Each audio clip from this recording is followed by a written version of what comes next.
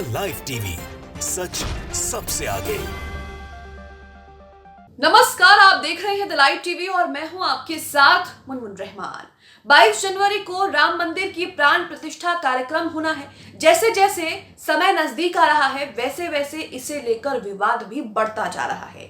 राम मंदिर में जो प्राण प्रतिष्ठा कार्यक्रम होना है मोदी द्वारा, उसे लेकर कोर्ट में याचिका दायर की गई है इसके खिलाफ कि देश के प्रधानमंत्री को, एक प्रदेश के सीएम को इस तरह से धार्मिक कामों में जो है वो हिस्सा नहीं बनना चाहिए, तो दूसरे लोगों पर क्या असर पड़ेगा इसका। वहीं इसी के साथ एक और खबर सामने आ रही है जिसमें शंकराचार्य ने एक बार फिर से जो है वो मोदी को लेकर, प्राण प्रतिष्ठा कार्यक्रम को लेकर बीबीसी के साथ इंटरव्यू में एक बयान दिया है, जिस बयान की चारों तरफ चर्चा हो रही है। शंकराचार्य यहां पर कह रहे हैं कि दिव्यांग मंदिर में प्राण प्रतिष्ठा नहीं हो सकती है। वहीं अभी मुक्तेश्वरानंद सरस्वती शंकराचार्य ये भी कह रहे हैं कि मोदी का अधिकार नहीं बनता है कि वो इस तरह के कामों में बैठे बिना अपनी पत्नी के। वहीं यहाँ पर शंकराचार्य ये भी कहते हैं कि आजकल तो ये ट्रेंड हो गया है कि जो नेता का सर्कुलर मानता है उसे ही हिंदू समझा जाता है। तो बीबीसी के साथ इंटरव्यू में शंकराचार्य ने क्या कुछ बातें कही हैं आपको बताते हैं। आप अपनी स्क्रीन पर यह आर्टिकल देख रहे हैं बीबीसी का, जिसमें लिखा है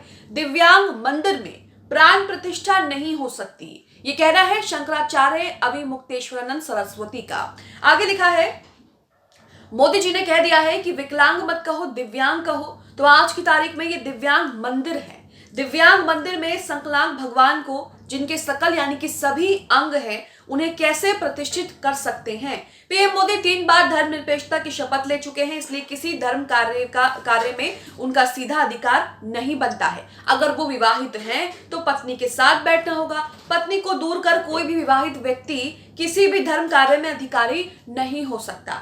शिखर और ध्वज के बिना मंदिर में प्रतिष्ठा की गई तो वो मूर्ति तो राम की दिखाई देगी, लेकिन उसमें असुर होगा, उसमें असुरी शक्ति आकर बैठ जाएगी। ये कुछ बातें हैं जो उस इंटरव्यू का हिस्सा है जो 16 जनवरी को ज्योतिर्मठ के शंकराचार्य अभी मुक्तेश्वरानंद सरस्वती महाराज ने बीबीसी को दिया है। अब इस इंटरव्यू में क्या कहा है ये समझिए। इस इंटरव्यू में शंकराचार्य सरस्वती ने न सिर्फ प्राण प्रतिष्ठा कार्यक्रम पर सवाल उठाए हैं, बल्कि पहली बार उन सवालों के जवाब भी दिए हैं जो लगातार सोशल मीडिया पर पूछे जा रहे हैं। जिस तरह से वो राम मंदिर को लेकर जो चीजें भी कह रहे हैं, सोशल मीडिया पर लगातार जो है उन्हें ट्रोल किया जा रहा है। कई लोग तो कह रहे हैं कि वो ब्राह्मण ही नहीं है, हिंदू ही नहीं है। उसके सवालों पर भी जवाब दिया है। लेकिन यहाँ पर प्राण प्रतिष्ठा कार्यक्रम को लेकर क्या कहा है, मंदिर दिव्यांग है ऐसा क्यों कहा है, हम उस पर बात करेंगे। तो यहाँ पर लिखा है, मंदिर परमात्मा का शरीर होता है, उनका शिखर उनकी आंखें होती हैं, उनका कलश उनका सर और ध्वज पताका उनके बाल होते हैं। इसी चरण में सब चलता है। अभी सिर्फ धड़ बना है और धड़ में आप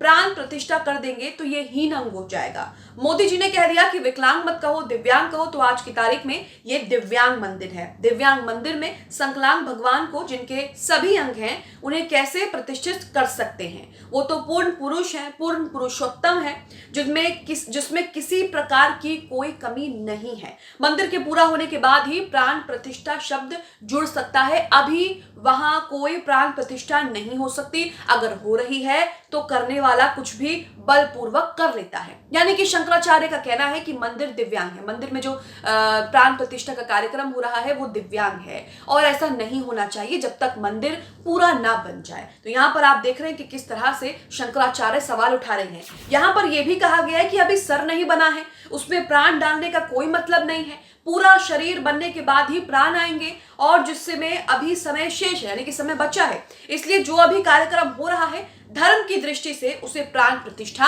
नहीं कहा जा सकता। आप आयोजन कर सकते हैं, रामधुन करिए, कीर्तन करिए, व्याख्यान करिए, ये सब कर सकते हैं, लेकिन प्राण प्रतिष्ठा शब्द का इस्तेमाल मंदिर बन जाने के बाद ही लागू होगा। अब यहाँ पर सवाल आता है कि क्या प्रधानमंत्री मोदी प्राण प्रतिष्ठा कर सकते हैं, तो उसका जवाब भी शंकराचार्य ने क्या दिया है सुनिए। यहाँ पर लिखा है कि प्रधानमंत्री नरेंद्र मोदी का धर्म कार्य में सीधा अधिकार नहीं बनता है। उन्होंने 3 बार धर्मनिरपेक्षता की शपथ ली है। या तो वो सभी धर्मों का प्रतिनिधित्व करें या फिर किसी धर्म का ना करें। जो कोर्ट में याचिका दायर की गई है प्राण प्रतिष्ठा के खिलाफ, मोदी के प्राण प्रतिष्ठा करने के खिलाफ, उसमें भी यही तर्क दिया गया है। इसी के साथ अब सवाल आता है कि क्या ये मोदी यजमान बन सकते हैं, तो उस पर भी जवाब सुनिए शंकराचार्य का। इन्होंने कहा है कि ये पद्धति बन गई है कि आप नेता के सर्कुलर को मानो तो आप हिंदू हैं, ये ठीक नहीं है। जो धर्म शास्त्र को माने और उसके हिसाब से चले वो हिंदू हैं। यहाँ पर यजमान बनने पर उन्होंने ये कहा है कि कोई भी व्यक्ति हिंदू धर्म के अधिकार, हिंदू धर्म के मुताबिक अकेला नहीं बैठ सकता। अगर वो विवाहित है तो उसे अपनी पत्नी के साथ बैठना होगा, अगर उसने शादी ही नहीं की है तो वो बात अलग हो सकती है।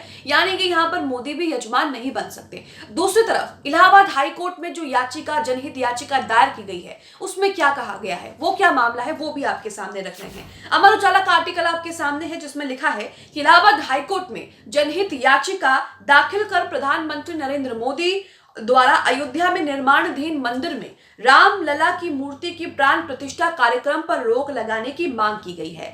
याचिका में प्राण प्रतिष्ठा को लेकर शंकराचार्य द्वारा उठाई गई आपत्तियों का हवाला देते हुए इसे सनातन परंपरा के खिलाफ बताया गया है। यहाँ पर यह भी कहा जा रहा है कि 25 जनवरी तक जो है वो पूस है, पूर्णिमा है, और तब तक कोई भी धार्मिक कार्य जो है वो नहीं हो सकता है। इसी के साथ ये भी कहा गया है कि लोकसभा चुनाव का फायदा उठाने के लिए, लोकसभा चुनाव में अपना वोट बैंक मजबूत करने के लिए ये सब जो है वो किया जा रहा है। यहाँ पर याचिकाकर्ता ने कहा है कि भाजपा आगामी लोकसभा चुनाव का लाभ उठाने के लिए ये सब कर रही है। याचिका पर तुरंत सुनवाई की मांग भी की गई है। गाजियाबाद के भोला दास की ओर से दाखिल याचिका में कहा गया है कि अयोध्या में 22 जनवरी को धार्मिक कार्यक्रम आयोजित होने जा रहा है, जो कि उनके हिसाब से सही नहीं है। याचिका की ओर से यह भी कहा गया है कि यह प्राण प्रतिष्ठा गलत है, क्योंकि सनातन धर्म के अगुआ शंकराचार्यों की ओर से इस पर आपत्ति उठाई गई है।